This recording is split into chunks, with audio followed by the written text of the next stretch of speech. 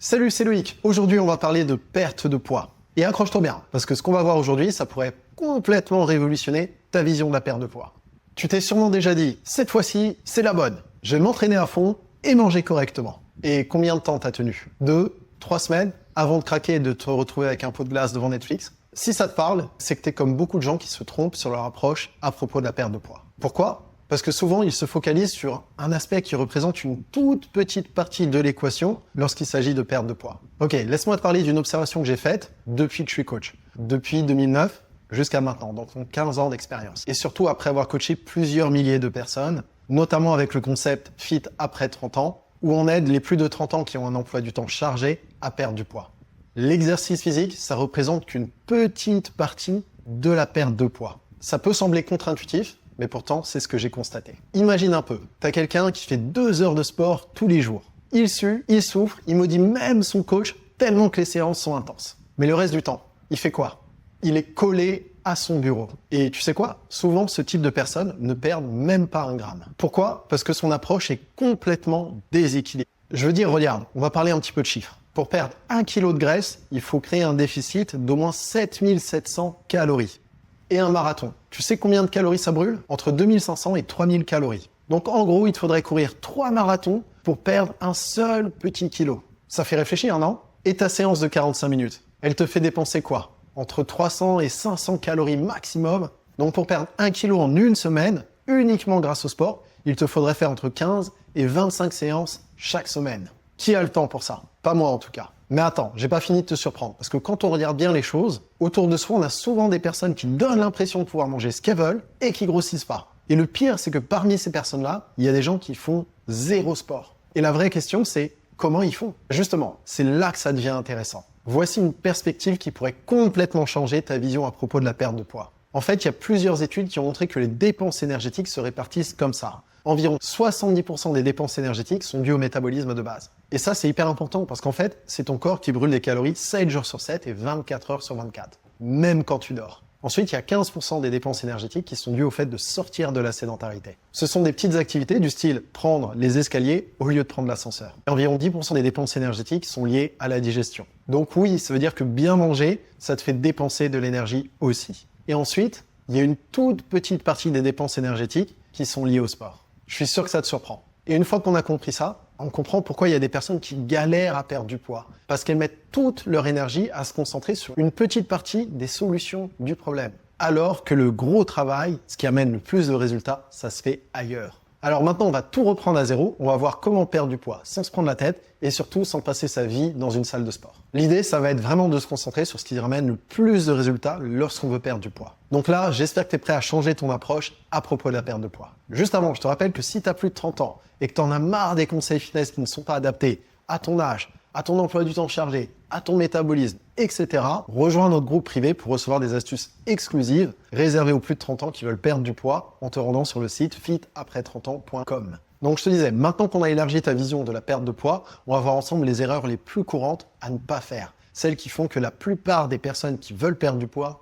échouent. La première approche fréquente qui ne marche pas, c'est de faire des régimes drastiques. Déjà, avant d'aller plus loin, il faut savoir que 95% des régimes échouent. En fait, ce qui se passe, c'est que la plupart des gens qui font des régimes changent hyper rapidement leur alimentation. Par exemple, ils décident du jour au lendemain de manger uniquement de la salade et du blanc de poulet. Et sérieusement, tu penses pouvoir tenir ce rythme-là sur le long terme? C'est comme s'ils décidaient de courir un marathon sans avoir fait aucun entraînement. Donc forcément, ils vont craquer et se jeter sur une pizza familiale. Deuxième erreur assez fréquente, les séances d'entraînement excessives. Tu sais, c'est lorsque les gens décident de faire 2 heures de sport chaque jour, 6 jours sur 7. Au début, ils sont motivés comme jamais parce qu'ils se sentent invincibles et après une semaine, ils commencent à avoir mal partout et à être épuisés 7 jours sur 7 et 24 heures sur 24. Puis ensuite, ils commencent à détester les séances de sport. Puis, ils finissent sur leur canapé en grignotant des chips devant Netflix. En fait, le truc à comprendre, c'est que notre corps n'est pas bête. Quand tu le prives de nourriture et que tu le pousses à fond avec des exercices, il passe en mode survie. Ton métabolisme ralentit et il stocke plus de graisse.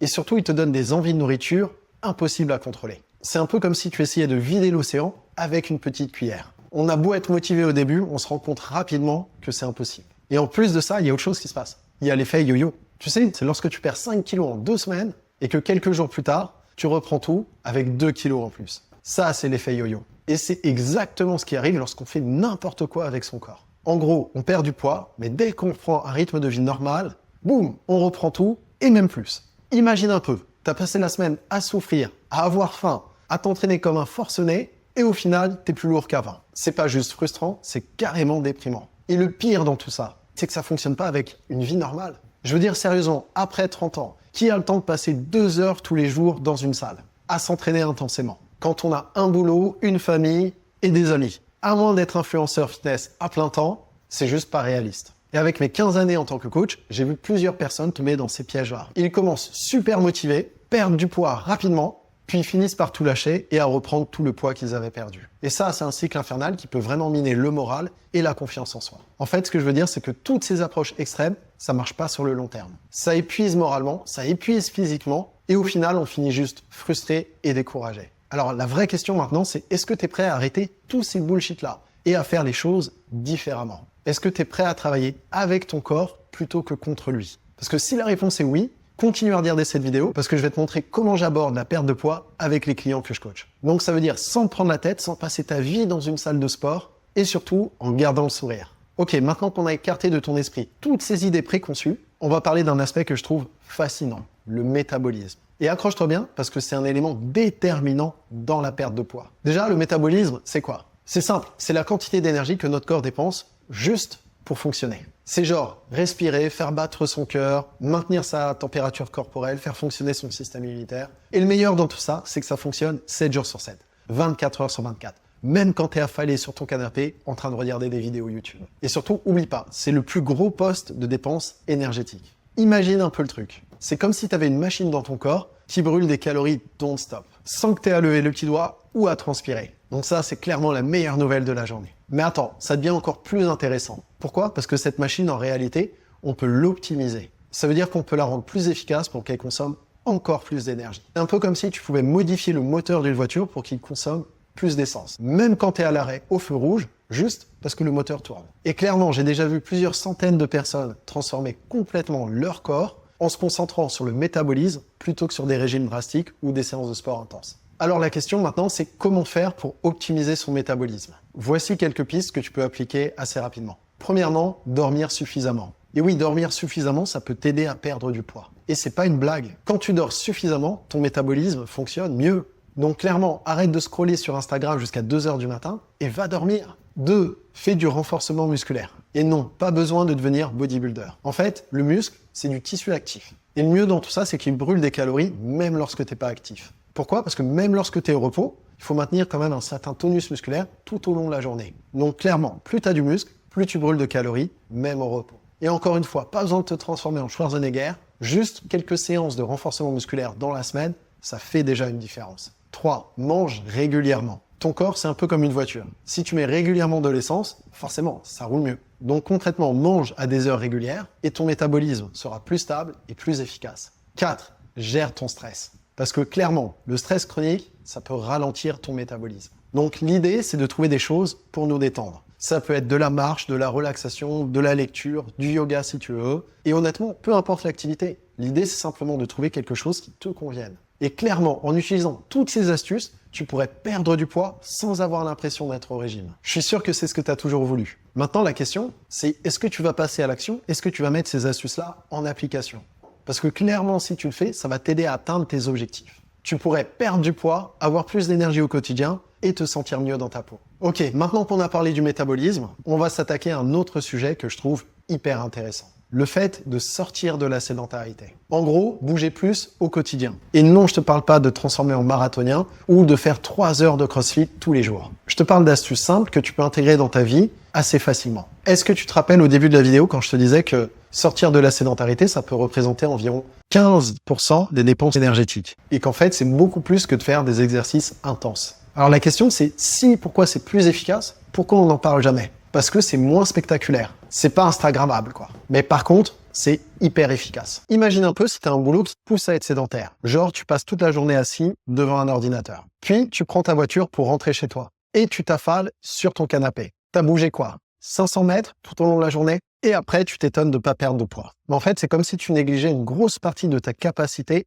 à brûler des calories, à brûler de la graisse. C'est dommage, non? Alors voici ce que je propose souvent aux clients que je coach. On essaye d'intégrer du mouvement dans leur vie de tous les jours. Et honnêtement, c'est tellement simple que tu vas te demander pourquoi tu n'y as pas pensé avant. Donc objectif numéro 1, 10 000 pas par jour. Je sais que ça paraît beaucoup, mais attends un petit peu avant de râler. 10 000 pas, c'est environ 7 à 8 km. Ça paraît énorme, mais réparti sur toute une journée, honnêtement, c'est totalement faisable. Prends l'escalier au lieu de prendre l'ascenseur. Au lieu de prendre la place la plus proche de ton bureau sur le parking, gare-toi un petit peu plus loin. Le midi, après le déjeuner, fais une petite pause où tu marches. Et le soir, le tour de ton pâté de maison. Et hop, t'as 10 000 pas sans t'en rendre compte. Et surtout, ça te fait dépenser pas mal de calories supplémentaires chaque jour. C'est comme si tu faisais de l'exercice, mais sans la fatigue. Une autre astuce, c'est de se lever toutes les heures et de bouger 5 minutes. Ça paraît rien du tout, mais en utilisant cette astuce, à la fin de la journée, ça te permet de bouger 40 minutes sans t'en rendre compte. C'est un peu comme si tu avais fait une séance d'exercice, mais en mode furtif. Une autre astuce, c'est de faire des activités qui nous forcent à bouger. Comme par exemple le ménage, le jardinage, jouer avec ses enfants. Toutes ces petites activités te permettent de brûler des calories sans t'en rendre compte. Quatrième astuce, le fait d'avoir une vie sociale active. Au lieu de retrouver tes amis dans un bar ou un restaurant, propose-leur des activités plus dynamiques. Comme par exemple des balades dans un parc, du bowling ou des cours de danse. Non seulement tu bouges, mais en plus tu renforces tes liens sociaux. C'est du gagnant-gagnant. Cinquième astuce, transforme tes trajets en séances de mouvement. Par exemple, si tu prends les transports en commun, descends un arrêt plus tôt et fais le reste du chemin à pied. Si tu vas en voiture au travail, gare-toi un petit peu plus loin et pareil, fais le reste en marchant. Le truc avec tout ça, c'est que ça ne demande pas un effort surhumain. Et c'est quand même plus facile que de faire des séances de sport de 2 heures. Et surtout, tu transformes pas ta vie du tout au tout. Tu ajoutes juste un petit peu de mouvement par-ci, un petit peu de mouvement par-là. Et en faisant ça tous les jours en une semaine, tu as probablement dépensé plus d'énergie que 3 séances de sport intenses de 45 minutes. Et c'est pour ça que j'ai vu des personnes avoir des résultats impressionnants en utilisant ces astuces-là. Et le plus dingue, c'est qu'ils n'ont pas l'impression de faire des efforts de fou. Et pour moi, le plus intéressant dans cette approche, c'est que ça peut s'adapter au rythme de vie de chacun. Que tu sois dirigeant d'une entreprise ou père ou mère de 3 enfants, il y a toujours moyen de caser 5 minutes de mouvement dans sa journée. Donc maintenant, la vraie question, c'est est-ce que tu es prêt à bouger ou est-ce que tu vas te cacher derrière de fausses excuses? Est-ce que tu es prêt à transformer ton corps en brûlant des calories sans t'en rendre compte? Parce que clairement, c'est de ça dont on parle. C'est juste bouger un peu plus tous les jours. Alors, est-ce que ça te tente ou pas? Parce que clairement, c'est une partie importante pour perdre du poids. Ok, maintenant on va parler d'un autre truc qui va te faire kiffer. Comment manger pour perdre du poids? Yes, t'as bien entendu. Et t'inquiète, je vais pas te dire de manger uniquement de la salade et du poulet grillé. Je te parle de manger intelligemment pour faire ton corps travailler. Est-ce que tu te rappelles ce que je te disais au début? Que 10% des dépenses énergétiques étaient liées à la digestion. C'est ce qu'on appelle l'effet thermique des aliments. En gros, pour digérer, c'est une opération supplémentaire que le corps fait. Et pour ça, forcément, il doit bien prendre de l'énergie quelque part et donc brûler plus de calories. Mais attention, dans ce domaine-là, tous les aliments ne sont pas égaux. Il y a certains aliments qui font travailler beaucoup plus ton corps que d'autres. Et c'est pour ça qu'on va manger en étant malin. L'idée, c'est de choisir des aliments qui font travailler plus ton corps pour les digérer. Donc clairement, en utilisant cette astuce, tu vas brûler plus de calories grâce à ton alimentation. Voici quelques pistes hyper intéressantes. Premièrement, les protéines. Franchement, ça, c'est un allié dans la perte de poids. Pourquoi? Parce que lorsqu'on mange des protéines, le corps va dépenser 3 à 6 fois plus d'énergie pour les digérer plutôt que les glucides, donc le sucre en gros. Et je te parle même pas des lipides, donc de la graisse, parce qu'on dépense quasiment rien du tout pour les digérer. 2. Les fibres. Ça, c'est un peu comme si c'était une arme secrète. Pourquoi? Parce que ton corps doit travailler dur pour les digérer, donc ça va te permettre de brûler plus de calories, mais en plus, elles vont remplir ton estomac et te rassasier. Et donc, du coup, tu auras moins souvent faim. C'est gagnant-gagnant. Donc, concrètement, essaye de mettre plus de fruits, plus de légumes et de céréales complètes dans ton assiette. Non seulement tu vas perdre du poids, mais en plus, tu auras un transit au top. En gros, à chaque repas, essaye d'avoir des protéines, des fibres, des glucides complexes et des bonnes graisses. Comme ça, tu auras le ventre rempli, tu seras rassasié et en plus, tu vas fournir à ton corps ce dont il a besoin pour fonctionner de façon optimale. Maintenant, on va parler du mythe des repas fractionnés. Tu as peut-être entendu dire que faire plusieurs petits repas dans la journée, ça accélérait ton métabolisme. En réalité, c'est un petit peu plus compliqué que ça. Enfin, je veux dire que lorsqu'on veut perdre du poids, ce qui compte le plus, c'est le total calorique qu'on absorbe sur l'ensemble de la journée. Ça, c'est le plus important. Maintenant, fractionner ces repas, ça a quand même quelques avantages. Premièrement, ça peut t'aider à mieux contrôler ta faim. De plus, le fait de relancer plusieurs fois une digestion, forcément, ça demande beaucoup plus d'énergie au corps. Mais attention, clairement, ça ne veut pas dire qu'il faut grignoter toute la journée. L'important, c'est de trouver ce qui fonctionne pour toi. Pour certaines personnes, elles vont préférer faire 3 repas principaux. Pour d'autres, 3 repas principaux avec 1 ou 2 collations dans la journée. Bref, l'essentiel, c'est de manger de façon équilibrée et de respecter tes besoins quotidiens en calories. Donc ça encore, c'est une autre astuce qui peut t'aider à perdre du poids et à réguler ta sensation de faim. Et encore une fois, la question c'est est-ce que tu vas utiliser cette astuce ou tu vas te contenter encore une fois d'accumuler de l'information et rien faire avec? Parce que clairement, j'ai vu plusieurs personnes utiliser cette astuce et avoir des résultats de dingue. Je l'ai pas dit, mais évidemment, dans tout ça, tu peux continuer à te faire plaisir en prenant une pizza de temps en temps ou en te tapant un dessert. L'idée, c'est pas de se priver, c'est simplement de trouver son équilibre et de manger la majorité du temps des choses qui sont bonnes pour ton corps. Et le reste du temps, de se faire des petits plaisirs. On est tous humains, l'alimentation, ça doit rester un plaisir. Donc là, on a parlé de plusieurs choses ensemble, donc je vais faire un petit récapitulatif, et surtout, après, on va voir le plus important pour que tu puisses avoir des résultats. On a remis en question pas mal d'idées préconçues à propos de la perte de poids. On a vu ensemble comment perdre du poids sans se prendre la tête, sans passer sa vie à faire des entraînements intenses, et sans se priver comme un moine bouddhiste. Premièrement, on a vu que l'exercice intense, c'est qu'une toute petite partie de l'équation, et qu'il faut arrêter de se prendre la tête avec ça. 2, on a vu comment bouger plus, c'est-à-dire sortir de la sédentarité, ça peut faire une différence énorme. Et enfin, on a vu comment manger intelligemment pour perdre du poids. Donc là, on a parlé de tous les postes de dépenses énergétiques. Et surtout, pour tous les postes de dépenses énergétiques, on connaît les actions clés. Et le meilleur dans tout ça, c'est que ça reste simple. Ce qu'on a vu ensemble, c'est clairement pas des actions de dingue qui vont te faire perdre tout ton temps et toute ton énergie. C'est juste des petits changements que tu peux faire dans ta vie de tous les jours. Alors la vraie question, encore une fois, c'est est-ce que tu vas appliquer toutes ces astuces? Ou est-ce que cette vidéo va être encore une vidéo supplémentaire que tu regardes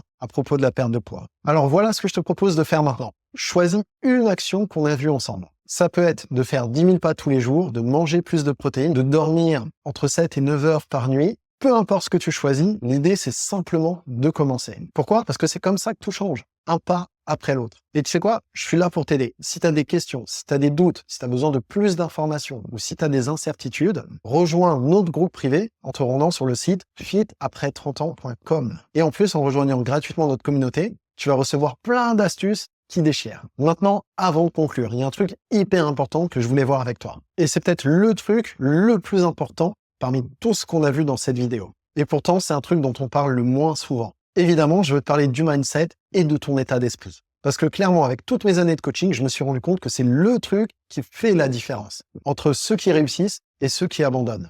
Ce qui se passe dans la tête, ça a bien plus d'importance que quel type d'exercice que tu fais ou quel type d'aliment que tu choisis. Laisse-moi m'expliquer. Premièrement, il y a beaucoup de gens qui ont l'approche tout ou rien. Et pour moi, ça, c'est un piège dans lequel il faut absolument pas tomber. Pourquoi? Parce que la plupart des gens qui font ça se disent « si je peux pas suivre mon plan à 100%, autant tout lâcher ». Mais en vrai, la vie, c'est pas tout noir ou tout blanc. Il y a plein de nuances entre les deux. Je veux dire, si tu manges une pizza un soir, ça veut pas dire que tous tes efforts sont foutus. Juste un repas parmi une centaine d'autres que tu vas prendre cette année. L'important, c'est ce que tu fais la plupart du temps. Ce que je veux dire, c'est que manger une salade un jour à midi, ça va pas te faire perdre 10 kilos. Pareil, manger une pizza un soir, ça va pas te faire grossir non plus. Ce qui compte, c'est l'ensemble des repas que tu fais, pas un élément de façon isolée. 2, la patience. On vit dans un monde de l'instantanéité, où on veut tout de suite. Mais en vrai, ton corps, il s'en fout de tes désirs d'immédiateté. Il fonctionne à son rythme. Ce que je veux dire, c'est que perdre du poids de façon saine et durable, ça prend un peu de temps.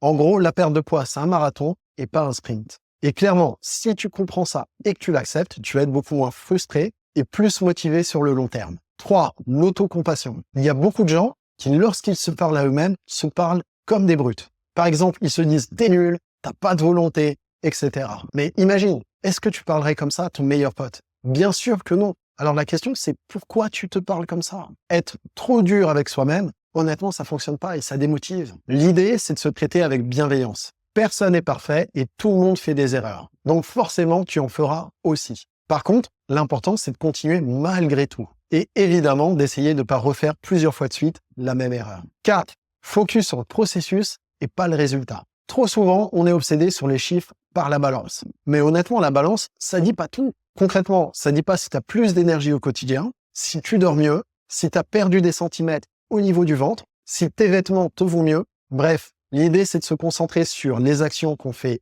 au quotidien et pas sur le résultat final. Et de toute façon, honnêtement, si tu fais les bonnes actions de façon régulière, le résultat, il viendra naturellement. 5. La vision long terme. Si tu veux vraiment perdre du poids et pas le reprendre, le principe, c'est pas de faire des choses pendant quelques semaines et puis basta. C'est clairement un changement de mode de vie. L'idée, c'est de concevoir le processus comme un changement d'habitude de vie sur le long terme. Ce sont de nouvelles habitudes que tu adoptes pour le reste de ta vie. Si tu vois ça juste comme une phase temporaire, forcément, tu vas reprendre tous les kilos que tu as perdus à chaque fois. Mais si tu vois ça comme une nouvelle façon de vivre, une façon de vivre qui te permet de te sentir bien et de prendre soin de toi et de ta santé, alors là, tu pourras maintenir les résultats sur le long terme. 6. La flexibilité. La perte de poids, c'est pas un long fleuve tranquille. Il y aura des hauts et des bas. Il y aura des jours où tu seras ultra motivé et il y en a d'autres où tu voudras envoyer tout balader. Et honnêtement, c'est normal. L'important, c'est d'être flexible, de savoir s'adapter. Par exemple, c'est pas un repas de fête qui va compromettre